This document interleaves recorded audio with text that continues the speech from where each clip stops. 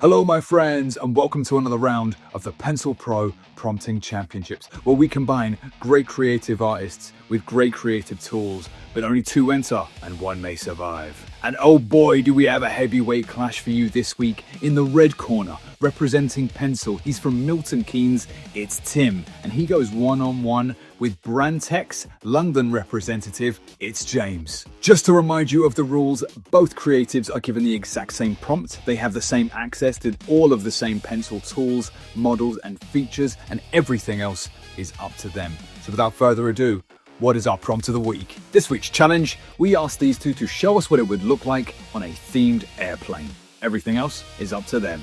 So, without further ado, let's check out Tim's entry. Tim, how did you find the challenge? It was a really interesting brief to take on. I saw immediately a themed aircraft interior, and I definitely had a little moment of, oh, and then I had a little moment of, right, let's go into a text chat and ask the text chat. But before I got there, I had a brainwave, and it was a really nice challenge in terms of just getting my own creative juices flowing. I started thinking animals, because I love animals. I'm obsessed with tigers, so I started off with tiger themed.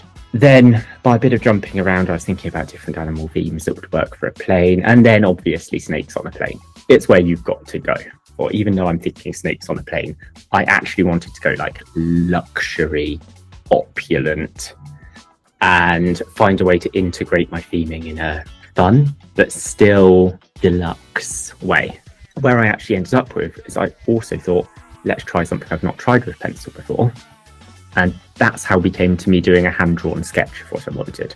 The way that worked out is sat here at my desk and got out some paper and some pencils and conceptualized for myself what I thought a snake-themed aircraft could look like.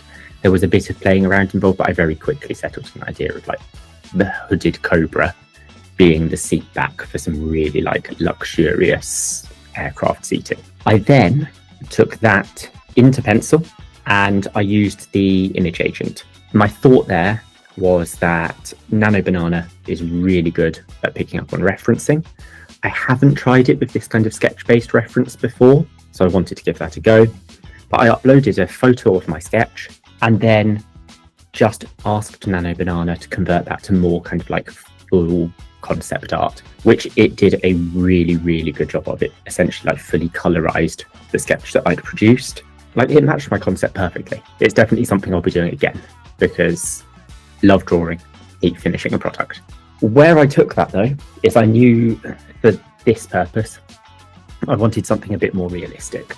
So I think I could have conveyed my concept just with that colorized sketch, but I had other chats with Nano Banana and there were a lot of them, I'm going to be honest. Like quite a lot of conversations came to dead ends or there were elements I couldn't remove. So I started a new conversation with new references, but eventually that colorized sketch became a photorealistic rendering of luxury aircraft cabin.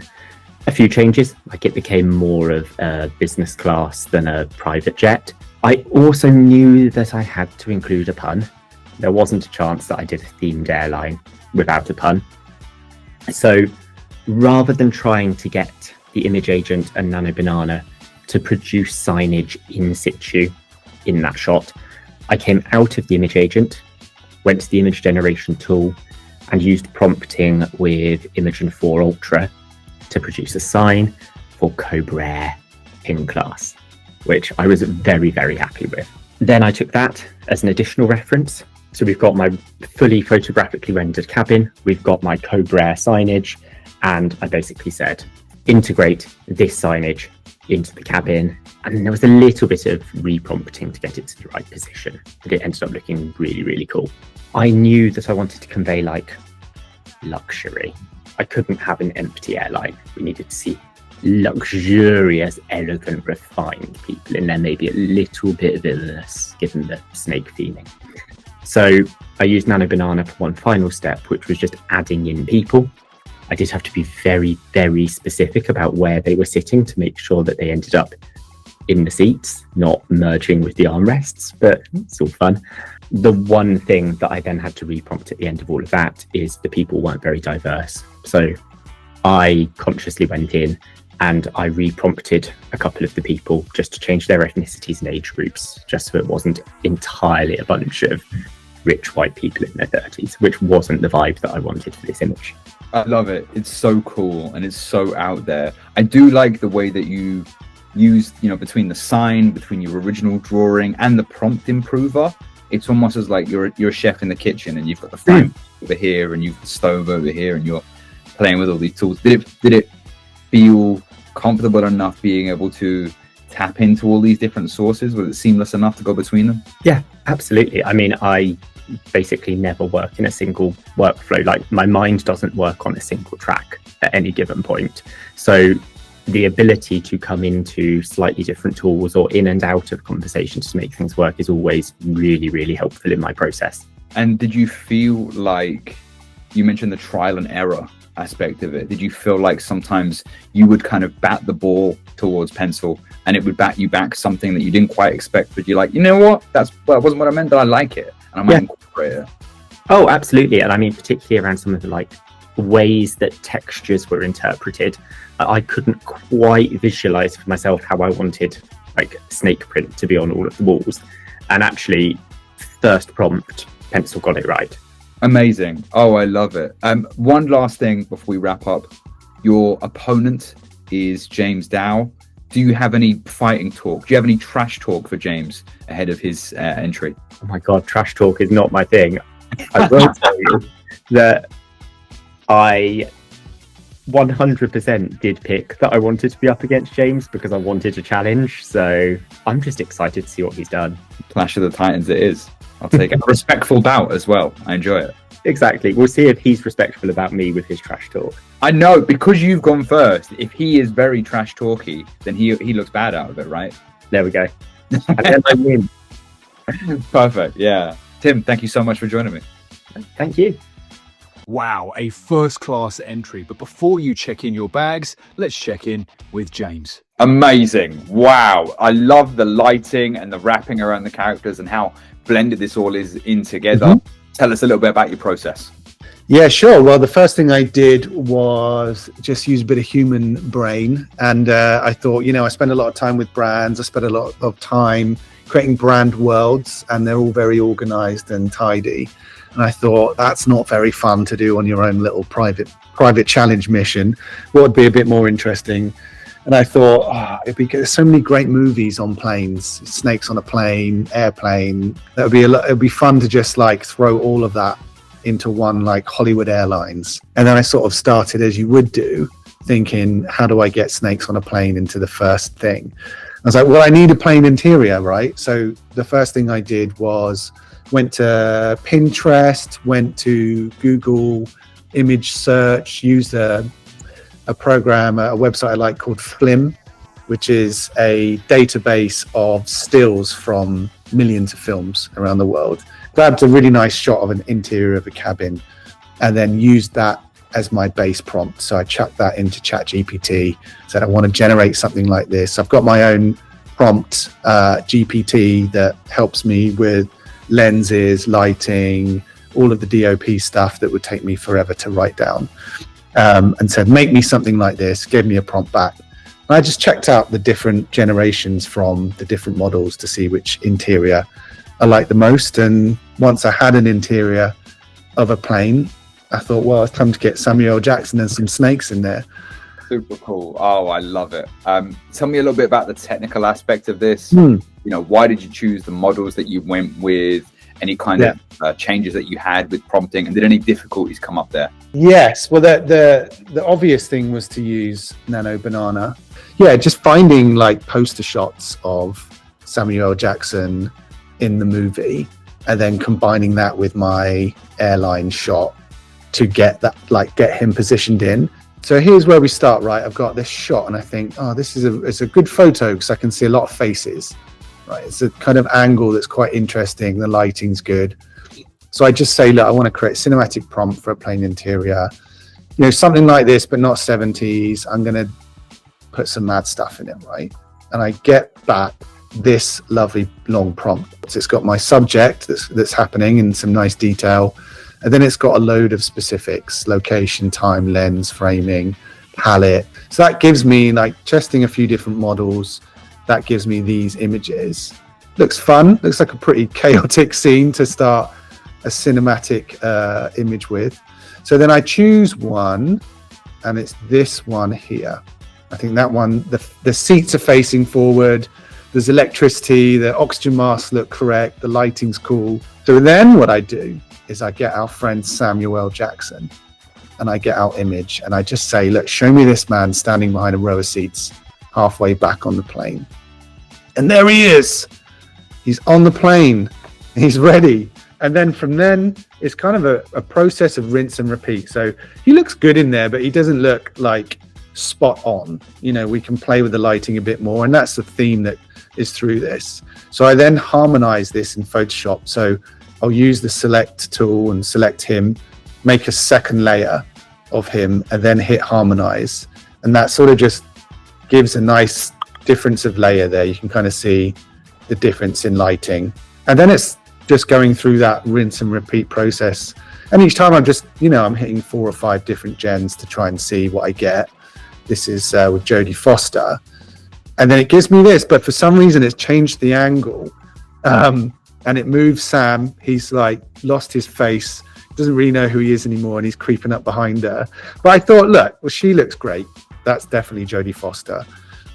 Let's cut her out, layer it up, and then harmonize and get her into shot. What I'm doing is I'm harmonizing the image, upscaling it, putting it back into Nano Banana, and asking for something extra to be put in, essentially. And then I'm taking it out, upscaling it again, and I'm just trying not to lose too much of their, like, the detail in their faces. Leslie Nielsen drops in, looking suave. The mum from Home Alone.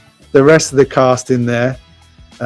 Con Air was a great movie. I think I might watch it again, having not watched it since I was a teenager. After that, I sort of thought, well, it's basically just a collection of people that sort of looks like you could have photoshopped that if you'd have spent, a couple of days chucking all that in there. So I thought, let's harmonize the lighting. So each character has a natural, accurate lighting source, shadow, color grade, based on the light sources in the scene. And it's done a lot here. So a kind of before and after. If I zoom out a little bit here, you can see the lighting from the electricity. You can see it's brought in a flash of light from outside the plane through the window, sort of lit there. There's a lot more going on in terms of the backlighting and the way the flames are reflecting against the snakes and the back of Jodie Foster's hair and backlighting hair of the other characters.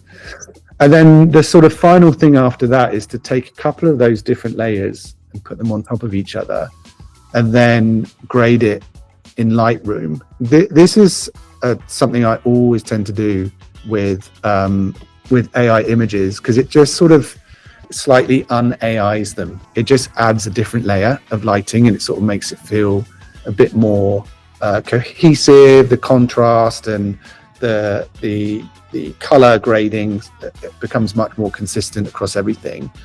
This was the OG piece, right? It's the first thing we end up with. So then we go snakes, we get Sam recolored, get him in. You can see the difference that it's making, like putting the extra effort into, that just wasn't great, right? So when you start to play around with and that's, putting it back into, you can do that with Nano Banana as well. I was doing it with Photoshop with their new retouch button. Here we go. Just cycle through these. And then recoloring gave us that, which again is just like completely changes the energy in the space. A bit of vignette, just to sort of focus the attention. And then the Lightroom, blurring the background a bit more color, and then we are. I absolutely love it, and particularly that light coming in across Leslie Nielsen's jacket. I think it's such a gorgeous, and as you said, an un-AI kind of touch. So good. My final question to you, put you head to head with Tim, is: do you have any fighting talk for him? What's Tim weighing in at these days? What's he weighing in at? Oh God, I tend not to weigh the competitors ahead of time. But Oh, I thought this was, how do I know if this is a welterweight AI competition or how do you measure? How do we measure these things? I'll just say, take what is it that Will Smith likes to say? Take my prompt out your mouth, Tim. Incredible. A-star fighting talk. James, thank you so much for joining me. Thanks, Lee.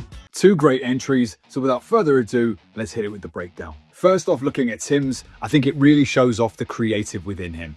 AI can be great when it comes to that fact-finding early step, seeing what else is out there, but knowing that Tim had an idea in his head to come through with, having that sketching starting point, really shows off his pairing with Pencil. We'll talk about who wins and loses in just a moment, but if it was me voting, you definitely get a couple of points for a good pun. And Cobra and all the work that went into creating that sign, big fan. I also really like seeing ideas grow and expand with time and seeing that kind of cartoony first impression and then it developing into this great luxury brand. Very cool. And just when you thought Tim's sketch would be the only example of taking our creativity off platform, James comes in with this great back and forth integration with Photoshop. This being made possible by Pencil's integration with other Adobe apps, such as After Effects. But I love that this combination between James's creativity, Nano Banana, the photography from Flim, Photoshop and Pencil all in together. I love that it kind of is a product of his infinity gauntlet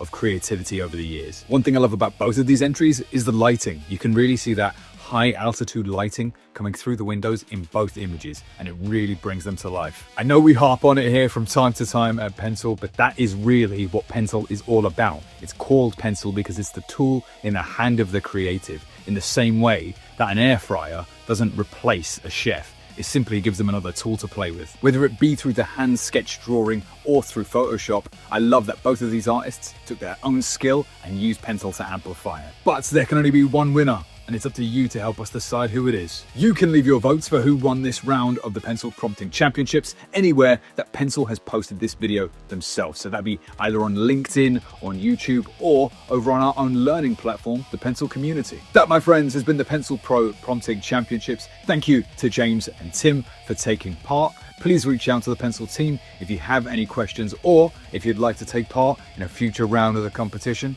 Thanks so much for watching and have a wonderful day.